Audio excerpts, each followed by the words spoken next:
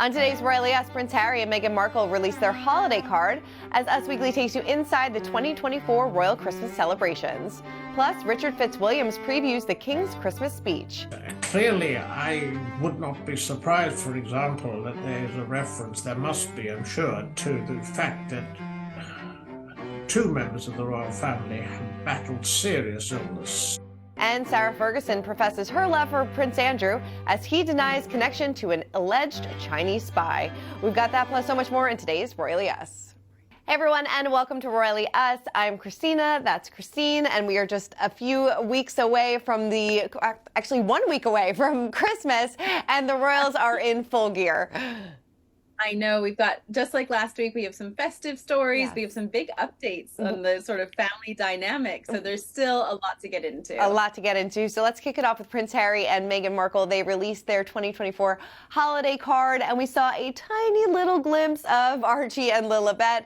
In the card, they said, "We wish you a very happy holiday season." They included several photos of their travels over this past year, but like I said, everybody's kind of talking about this little snippet of Archie and Lilibet running towards their parents in this card. It's a really cute little moment. And it looks like we got two redheads in the family. Yeah, Harry's hair gene is clearly very strong. It was a really nice Christmas card. Like you said, some photos of the work that they've done over the last year, but this family photo definitely literally made headlines because it's so rare to see Archie and Lily. I mean, we're literally talking about what color their hair is. I mean, that's how sort of closely guarded their privacy is. And I think that's so important to both Harry and Meghan, that they have a very normal, private, protected life. But I mean, look how excited we are just to see a little glimpse of them. Yeah, no, that's so true. And it looks like, you know, they highlighted their work that they did over this the course of this past year with their Archwell Foundation. So it seems like they're, you know, kind of carrying on maybe their work into the new year. We just had his Netflix documentary, the Polo documentary, which I don't think really set the world on fire, but it's still, you know, it shows kind of the direction that they're going in. And we never got the American Riviera Orchard this year, which is kind of surprising. I know. Well, we were just saying that like the holidays would be the ideal time to launch that.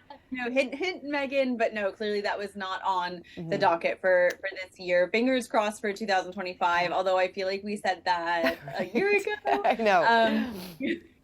We can only hope that this project launches, you know, sooner rather than later. And I think, like you said, Polo launched without loads of fanfare. I think because Harry particularly sort of doesn't want to do a lot of press to promote it so that it's not directly connected to him. Therefore, you know, there's not a lot of promotion going on. We may just be seeing, this might have been their year of just sort of quietly doing the work, which, to be fair, is what we said we wanted them to do, just quietly get on with the work, leave the drama behind them, you know, do the good, you know, do the entrepreneurial work, the philanthropic work, get all of that, you know, sort of chugging along. And so maybe next year will be a year where they sort of do a little bit more promotion, a little bit more time to shine. Yeah, we'll have to wait and see. Lots of things to look forward to in the new year. But before we do that, Princess Anne also released her Christmas card this year via the Reliant Motor Club, of which she is an honorary member. She wrote on her Christmas card with best wishes for a happy and peaceful Christmas and New Year. And she signed it Princess Anne. And this was a photo from Garter Day, which, of course, members of the Order of the Garter, which she has been a part of since, I believe, 1994. So it's nice to see her this Christmas card, such a wonderful event. And she's also had a very busy year. She was the busiest working member of the royal family this year. I think she just keeps on going and she does not slow down. And in what was such a hard year for the royal family, she really stepped up, and she had her setbacks as well. I mean, yeah, she's the hardest working member in terms of the number of engagements year after year. Her and King Charles are always neck and neck, but she does so much. I was at a family Christmas party this weekend, and a relative told me that they had actually met Princess Anne recently. And I said, how did this not come up in the group chat, first of all? But she said that, you know, Princess Anne does so much that she's constantly meeting people, and it doesn't really make headlines, but hearing her talk about this relative of mine, hearing her talk about how exciting it was and how much it meant to her that she met Princess Anne and spoke to her just shows how important her work really is, Yeah. even though it flies under the radar. But I loved this Christmas card, particularly because I was at Garter Day this year. So I saw her, and it was very, meaningful for me personally, just to sort of have that personal connection. But I love how this shows how important this role is to Princess Anne, her role with the Order of the Garter. And yeah, I mean, I just want her to keep chugging along, doing the important work, because we can see how much it means to people. It really does. It means a whole lot. Well, like we said, the Christmas festivities are about to kick off, and we love seeing the royal family on Christmas Day and love learning about their traditions. And we know that King Charles loves this one aspect of Christmas, and that is the gag gift. A source tells Us Weekly they love doing gag gift exchanges and a Sandringham walkabout. They don't do anything extravagant for gifts and do more funny gifts that make each other laugh. Of course, we know that they will be having Christmas at Sandringham, and it seems like they will host a pre-Christmas luncheon, which is per usual. And it seems like this is going to be a big celebration this year. It seems that 45 guests were invited. Prince William said that it's going to be a very noisy Christmas recently. So it seems like they are really kind of celebrating what was a hard year and kind of maybe putting this in the past and moving forward. Oh, absolutely. From the very little we know about the plans, just the fact that this year is much bigger. The family luncheon that they have each year has been moved. Last year it was moved to Windsor Castle. It's now moved back to Buckingham Palace, a much more central location. So I think this is, like you said, a sign to celebrate such a difficult year, get everyone together. We all have those moments where we say, oh, I wish I spent more time with my family members or this person before it was too late. And they may just have that sort of, it's a very macabre way to look at the holidays, but to have that moment of, I want to see everybody, this renewed sense of joy in life. And Christmas is the best time to get together. It really is. And we so look forward to the walkabout as they go to church and see what everybody's wearing and see the kids. It's always such a special moment. And of course, the King's speech is also a special moment. So Christine and I recently spoke to royal expert Richard Fitzwilliams, and he gave us his predictions on what we could expect. Take a look. Obviously, it will include the Christmas message, and because that is something that has to be worked in, given the fact that it is the particular religious festival. But clearly, I would not be surprised, for example, that there's a reference, there must be, I'm sure, to the fact that two members of the royal family have battled serious illness, including the King and, of course, the Princess of Wales. And possibly there might be links drawn between the problems of facing and fighting illness and the obvious problems faced worldwide in Ukraine, in Gaza, in Syria, Sudan, and others such and other places. I mean, this is other countries. Obviously, this is a Christmas message that will be thought out with great care, and there's always a tremendous amount of interest in, the decor, where it's the choice. There used to be an interest in the photographs. The Queen, in fact, one year, Harry and Meghan were very upset that they weren't included. So there's significance to be seen in everything that we see. Obviously, there'll be a nod to sustainability in the environment. I'm very sure of that. Yeah, it'll definitely be interesting to see how maybe he weaves in the hardships that they have faced over this past year.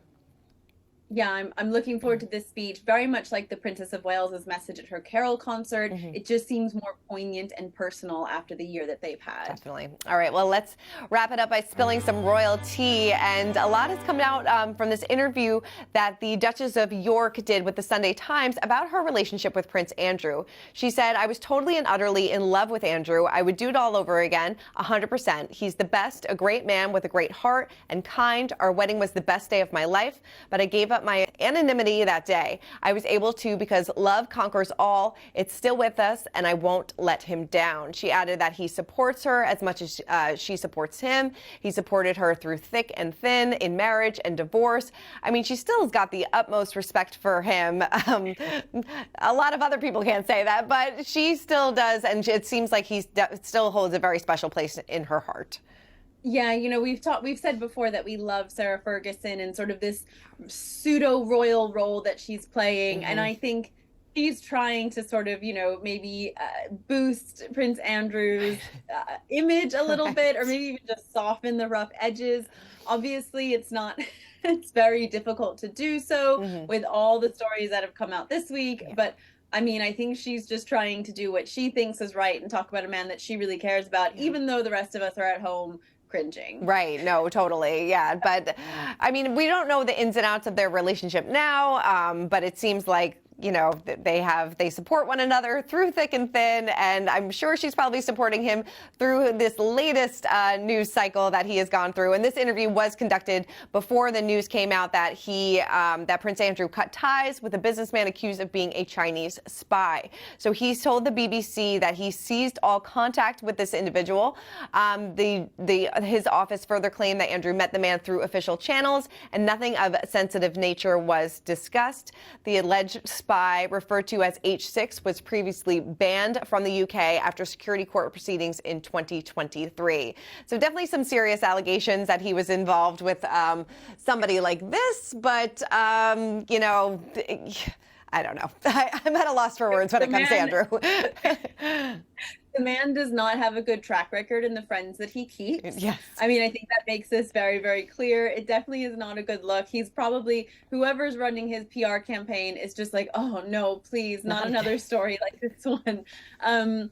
It's definitely not a good look, especially coming after the stories of the king doesn't want Prince Andrew at Sandringham. Right. Prince Andrew then says he's not going to Sandringham. Now he's going to be sort of even more blacklisted with this latest story. Even if nothing was revealed, if nothing sinister happened, it's just not a good look on his character. Luckily, he's not a working member of the royal family. Buckingham Palace really confirmed that when the press reached out to them for comment, and they said he's not a working member of the royal family, so we have nothing to say, nothing to do with this. So he just needs to lay low. Maybe Sarah Ferguson gives a few more charming interviews to sort of soften his image, but not a good time to be Prince Andrew. Definitely not. And that just kind of further intensifies the rift between Charles and Andrew as well, that they don't really want him at Christmas. He's not going to the big Christmas festivities. Like we said, there's 45 people going to this, so it's obviously a big celebration. And for him not to be invited kind of tells you where that relationship stands as well. 100%. We've just said this is like their biggest Christmas ever, except Andrew's not going to be there. So, so what does that say? What does that say? Well, we know that the festivities will be much anticipated, much watched, and we can't wait to break it all down in the new year. Christine, I wish you and your family a beautiful holiday season. To everybody watching as well, we thank you, and we will see you in the new year. This year's flown by. I'm so excited for next year. I can't believe all that we've sort of gone through and discussed and all the royal news that we've broke on this show. What a year. It really has been. All right. Keep commenting, keep subscribing, and we'll see you soon.